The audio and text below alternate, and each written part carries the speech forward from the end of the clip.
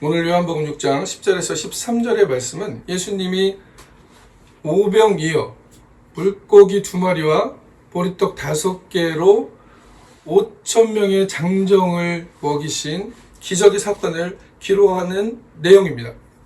예수님께서 축사하신 후에 떼어서 저들에게 주셨을 때 그들이 다 먹고 남을 정도의 기적의 사건이 일어났던 것이죠. 광야에서 예수님의 말씀을 전하고 말씀을 듣기 위해서 모인 무리들이 해가 저물매 들어가서 사 먹을 수 있도록 하라 라고 제자들은 예수님께 제안을 했지만 예수님께서는 뭐라고 했습니까?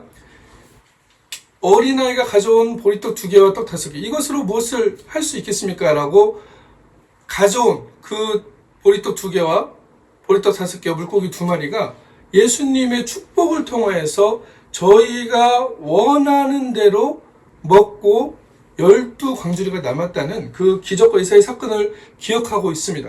근데 예수님께서는 뭐라고 말씀하시냐면 오늘 본문에 남은 조각을 거두고 버리는 것이 없게 하라 라고 말씀하고 있습니다.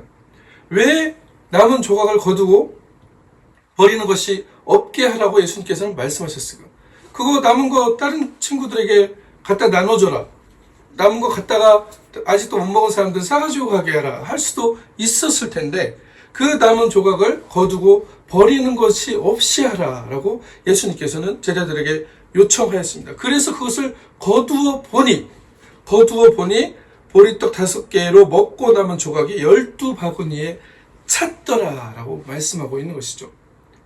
이것의 의미가 과연 무엇인가? 버리는 것이 없게 하라고 예수님께서 말씀하셨는데 그것을 거두어 보니 라고 성서는 얘기하고 있습니다. 예수님께서 조각을 거두고 버리는 것이 없게 하라고 말씀하지 않았다면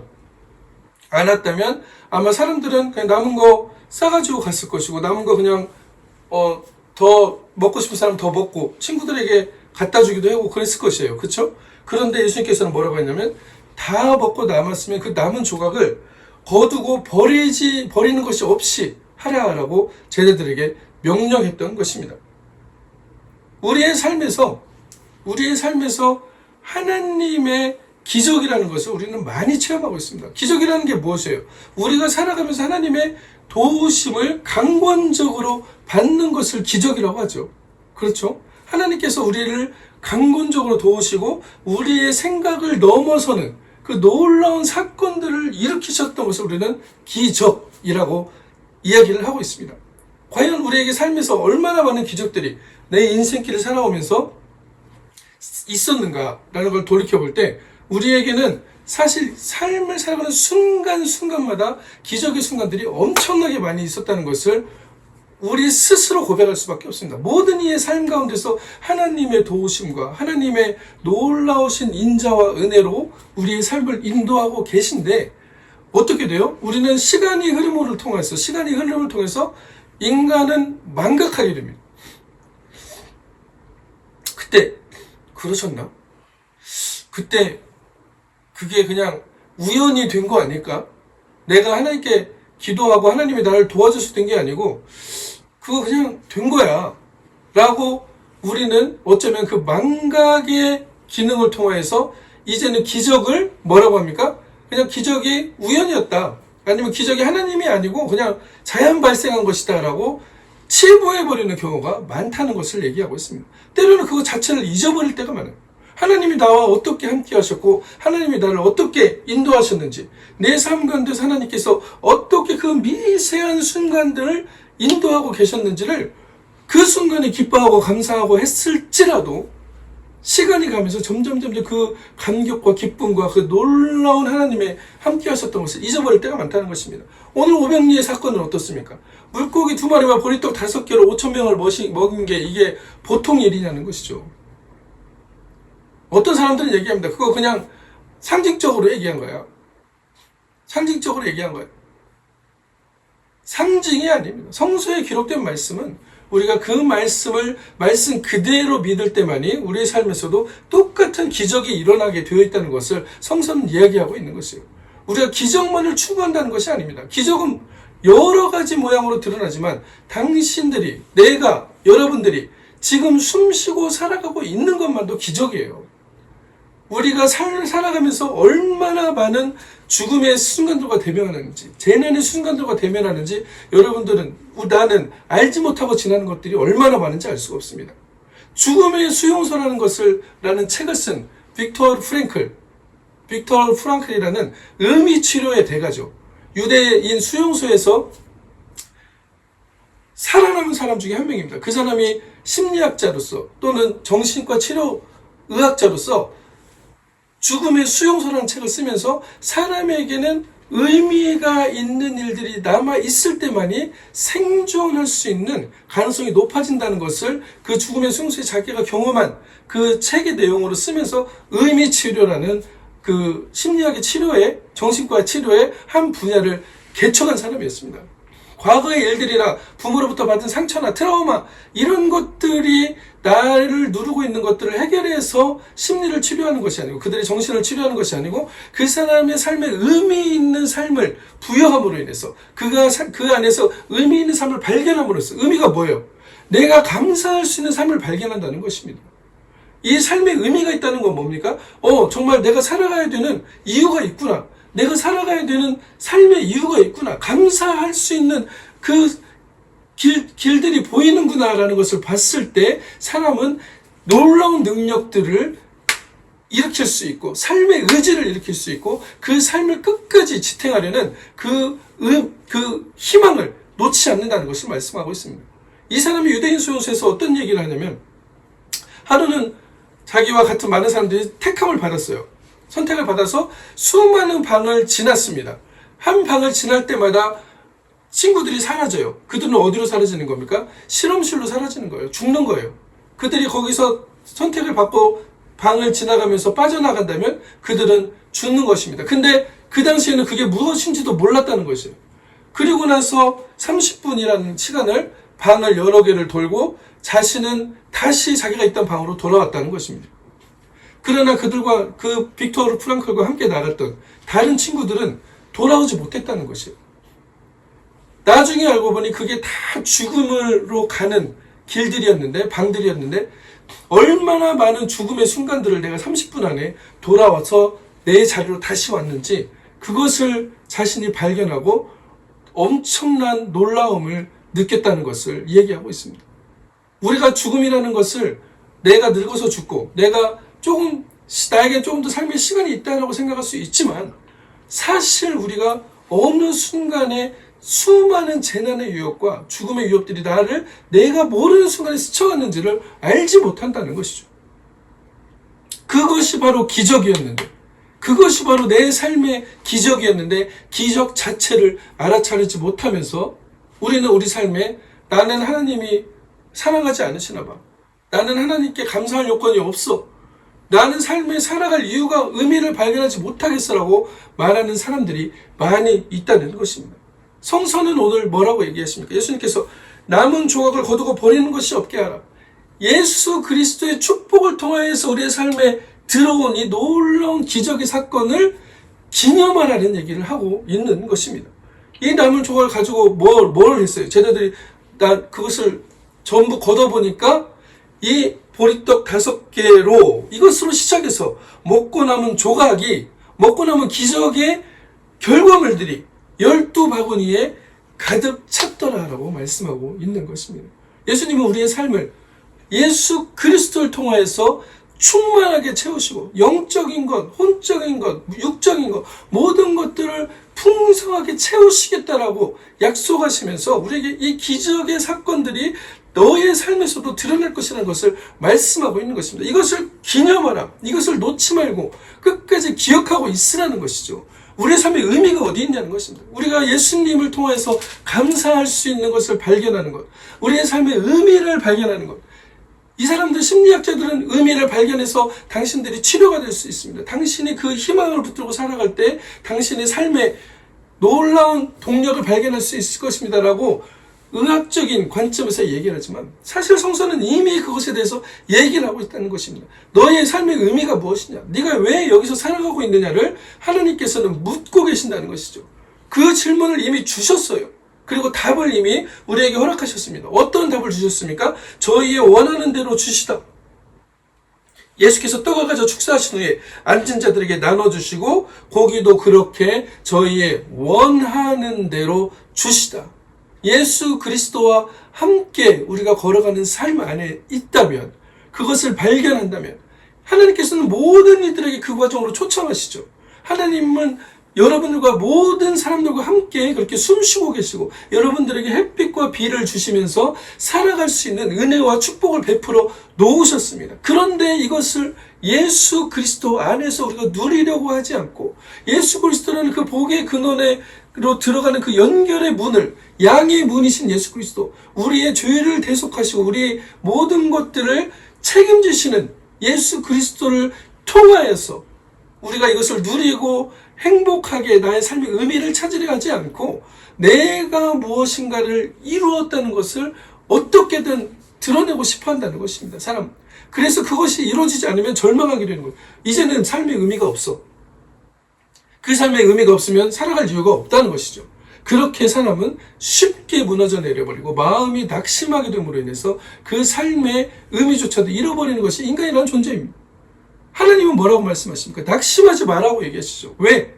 우리의 삶의 모든 과정들을 인도하시는 분은 누구시라는 것이에요? 하나님께서, 예수님께서, 성령님께서 우리의 삶을 붙들고 있다는 것을 얘기하고 있습니다. 저희의 원하는 대로 주시다. 이것이 이루어질 수 있는 가능성, 이루어질 수 있는 확신은 어디에 있습니까?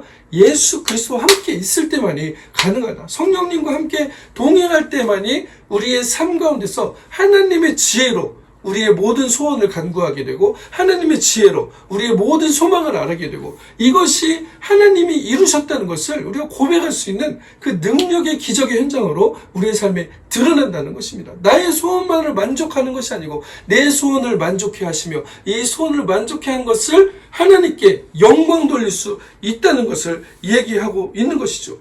우리에게는 이 믿음이 있느냐는 것입니다. 예수님께서는 남은 조각을 거두고 버리는 것이 없게 하라라고 말씀하셨는데, 이 말씀의 뜻은 무엇입니까? 그것을 보면서, 그 12광지가 가득 차 있는 것을 다시 보면서 하나님의 기적이 너의 삶에 지금도 계속 이루어지고 있다는 것을 놓지 말아라고 얘기하는 것입니다. 이 기적의 기념비적인 사건들을 우리는 망각하지 않고 기억할 수 있어야 된다는 것을 얘기하고 있습니다.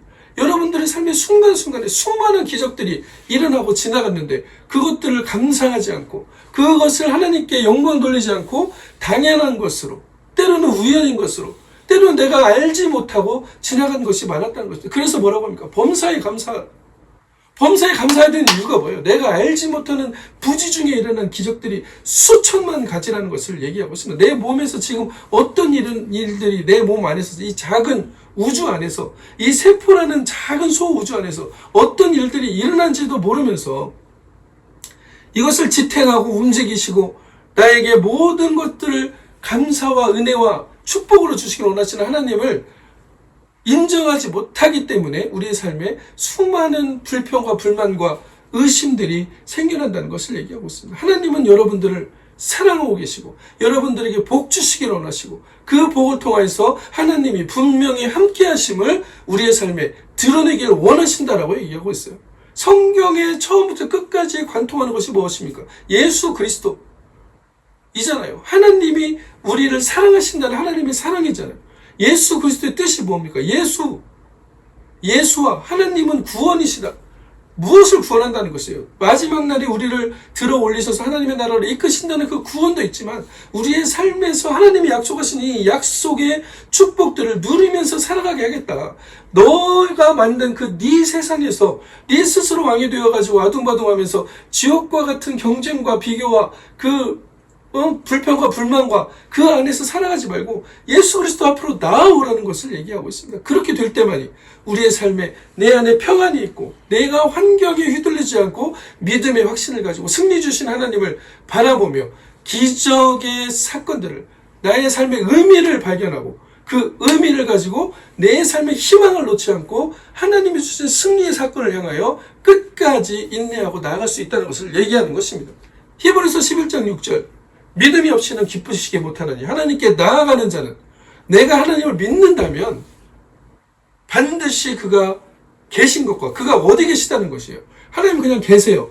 하나님 존재하고 계세요. 창조주 하나님 계세요. 이 세상을 만든 하나님 알고 있어요. 라는 것이 아니고 반드시 그가 계신 것과 그가 나의 삶을 붙들고 있고 내 몸과 내 세포 이 작은 모든 것들 안에서도 하나님의 힘과 에너지로 작동하고 있다는 것을 인정하고 그것을 느낀다는 것을 얘기하고 있는 것입니다.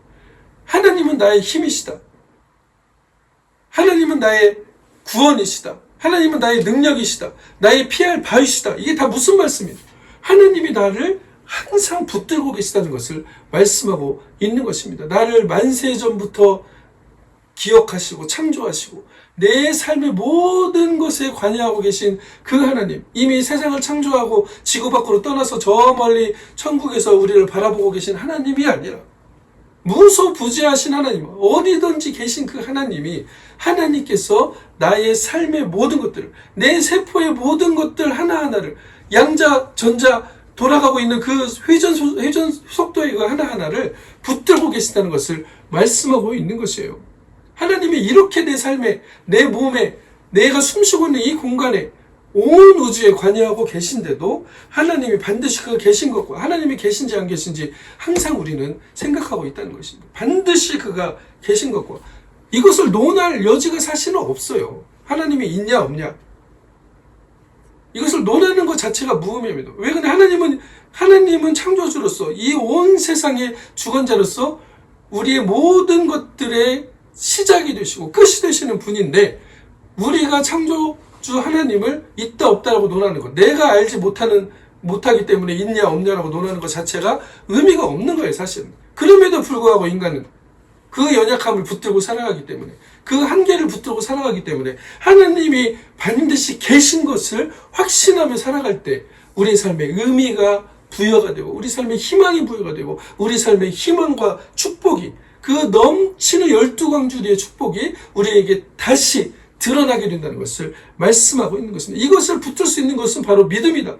이 믿음을 위해서는 하나님을 반드시 계신 것과 그가 자기를 찾는 자들에게 상 주시는 이심을 믿어야 할지니라라고 성서가 증언하고 있다는 것입니다. 하나님의 말씀을 통해서 우리에게 보여준 이 성서를 통해서 우리는 하나님을 발견할 수 있는데 하나님을 기쁘게 할 수 있는 것이 바로 무엇이라고요? 믿음입니다. 이 믿음을 통해서 우리는 삶의 의미를 발견하고 이 의미를 통해서 하나님의 기적의 사건들, 성서에 일어난 그 물고기 두 마리와 보리떡 5개의 기적의 사건들이 지금도 우리 삶에 드러나고 있다는 것을 말씀하고 있는 것이에요. 일상과 같이 보이는 것이 얼마나 역동적인 기적들이 지금도 내 안에서 일어나고 있는지, 우리가 알지 못하는 중에도 일어나는 기적들이 얼마나 많은지를 우리가 발견한다면 내 삶이 하나님의 놀라운 붙드신 가운데 있구나를 감사할 수밖에 없다는 것입니다. 그래서 시편 기자가 뭐라고 합니까? 시편 136편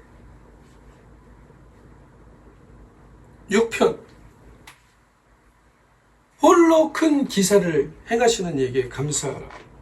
그 인자하심이 영원함이로다. 여호와께 감사하라. 그는 선하시며 그 인자하심이 영원함이로다. 라고 말씀하고 있는 것입니다. 시편 136편 24절, 136편 24절에는 뭐라고 합니까? 우리 대적에게서 건지신 이에게 감사하라. 그 인자하심이 영원함이로다. 모든 육체에게 식물을 주신 이에게 감사하라. 그 인자하심이 영원함이로다. 라고 시편 기자는 감사의 제사를 드리고 있는 것입니다. 하나님이 어떤 분이신가를 발견한 것이에요. 우리 모든에게 식물을 주시고 우리 모든에게 힘의 근원이 되시고 내 에너지의 시작이 되신 것이 하나님이신데 우리는 그것을 인정하지 못하고 내 삶에 잠깐 뭐가 틀어졌다고, 잠깐 뭐가 안 된다고, 하나님이 계신 것을 끝까지 신뢰하며 나에게 상 주시는 하나님, 내 상이 이미 내가 죽은 이후의 삶에서도 이루어졌지만 이곳에서도 나에게 주신 하나님의 놀라운 상과 축복들이 있다는 것을 인정하지 않고 그냥 불평과 불만으로 그 상들이 더 감추어지게 되어지는 그런 삶을 우리는 살아가고 있다는 것입니다. 우리의 하나님께서 준비하신 상들은 이미 우리가 걸어가는 인생의 길에 진주와 같이, 보아와 같이, 오베데돔의 성궤 언약궤와 같이, 오베데돔의 타작망에서 언약궤가 머물렀을 때 하나님이 그 모든 소유의 복을 주셨다. 이게 무엇입니까? 하나님의 힘과 능력과 하나님의 도우심이 거기에 충만하게 드러났다는 것을 얘기하고 있는 것이에요.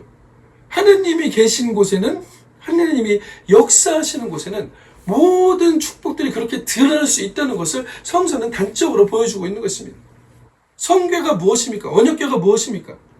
만나 항아리, 광야에서 40년을 하나님께서 매일 먹이셨던 그 만나 항아리, 아론의 쌍난 지팡이, 내가 너를 택했다. 아론 지팡이를 택해서 하나님이 쓰고 있다는 것을 보여주는 그 아론의 쌍난 지팡이. 십계명의 돌판, 하나님이 주신 그 말씀의 돌판을 그 언약의 궤에 집어넣습니다. 언약의 약속의 궤에 집어넣은 거잖아요. 그리고 그것을 보고 뭘 하라는 것입니까? 그것을 보고 하나님이 너와 함께 하고 계시다는 것을 지금도 기억하고 너의 삶에 기적을 계속적으로 일으키셨던 그 하나님이 아직도 너를 기적으로 인도하신다는 것을 기억하라는 것을 말씀하고 있는 것이죠. 이게 바로 기적의 관리입니다. 우리의 삶에 지나온 순간에 얼마나 많은 기적들이 일어났었습니까? 얼마나 많은 수많은 하나님의 도우심들이 있었습니까? 그때 감사하고 지나가 버린 거예요. 예수님이 12명의 소경을 눈을 띄워줬지만 어떻게 됐습니까? 와서 감사한 이는 누구밖에 없어요? 한 명밖에 없었다는 것이죠. 다른 이들은 어디 있느냐라고 예수님께서 묻습니다. 기적을 눈앞에서 체험하고도, 내가 하지 않고 하나님께서 했다는 것을 눈앞에서 발견하고도 하나님을 하나님으로 인정하지 못하는 것이 인간이다. 인간은 망각의 동물이기 때문에 그래요. 그 순간에 잊어버린 거예요. 이거 나을 때가 됐으니까 나았겠지. 하나님을 인정하고 싶어하지 않는 거예요. 결국은 하나님께 영광을 돌려야 되는 것을 다시 내가 그 영광을 취해버린다는 것을, 그것이 인간의 죄된 속성이라는 것을 말씀하고 있는 것입니다. 마치 아무 일도 아니었던 것처럼, 마치 당연히 그랬어야 하는 것처럼 많은 이들이 하나님의 기적을 우연이라고 얘기하고, 많은 이들이 하나님의 기적을 상징이라고 얘기하고, 많은 이들이 하나님의 기적을 일어날 수 없는 것이라고 자신의 생각과 자신이 만든 하나님 안에서 갇혀가지고 그것을 벗어나지 못할 때가 얼마나 많은지 우리는 기억해야 한다는 것입니다. 12광주리를 남기신 그 목적이 무엇이냐? 아무것도 버린 것이 없이 다 모아서 그것을 12광주리를 채워본 12광주리가 다시 가득 찼다는 것은 앞으로도 채우신 하나님, 저희의 원대로 주시던 하나님을 기억하라는 것이죠. 여호수아는 요단을 건너면서 요단이 갈라지고, 언약궤가 앞서갈 때 요단이 갈라지고, 그 요단이 건너가는 순간에 12지파가 돌을 취하도록 합니다. 그 돌을 취하여서 하나님이 우리를 가나안으로 인도하실 때 기적적인 사건을 이루셨음을 기억하는 기념비를 세우는 것을 우리는 발견할 수 있습니다. 하나님께서 하시는 일들을 우리가 기억하지 못한다면 우리의 믿음이 점점 어떻게 됩니까? 하나님이 하신 거 아니야. 하나님 하신 거 아니야. 그때 하셨나? 그러다가 어떻게 돼요? 하나님이 계신가 안 계신가? 상황에 이끌려서 이리 휘둘리고 저리 휘둘리고 그렇게 된다는 것이죠. 여러분들의 삶에서 기적의 기념비들을 가지고 계실 것입니다. 그 기적의 기념비들을 붙드시고 항상 그 기적을 여러분들의 언약궤 안에 집어넣어 놓으시고, 근데 안에 그 언약궤를 가지고 행진할 때마다 어떻게 됩니까? 하나님이 언약궤가 있는 곳에 하나님의 충만한 놀라운 도우심과 놀라운 함께하심과 선하심과 인자하심이 드러났다는 것을 기억하시고, 홀로 큰 기사를 행하신 이에게 감사하라. 그는 선하시며 인자하시며 영원함이라고 고백했던 그 고백이 우리의 삶에서 드러나서 12광주리에 차고 넘치는 그 고백이, 그 소원의 충만함이 그를 통해서 하나님께 영광 돌려 다시 감사의 고백으로 돌아오셔서 그 감사가 다시 부메랑이 되어서 돌아와서 30배, 60배, 100배, 1000배, 만배의 기적들이 다시 여러분들의 삶에서 기하급수적으로 늘어나는 이런 놀라운 기적의 주인공이 되시기를 그리스도의 이름으로 간절히 축원합니다. 아멘.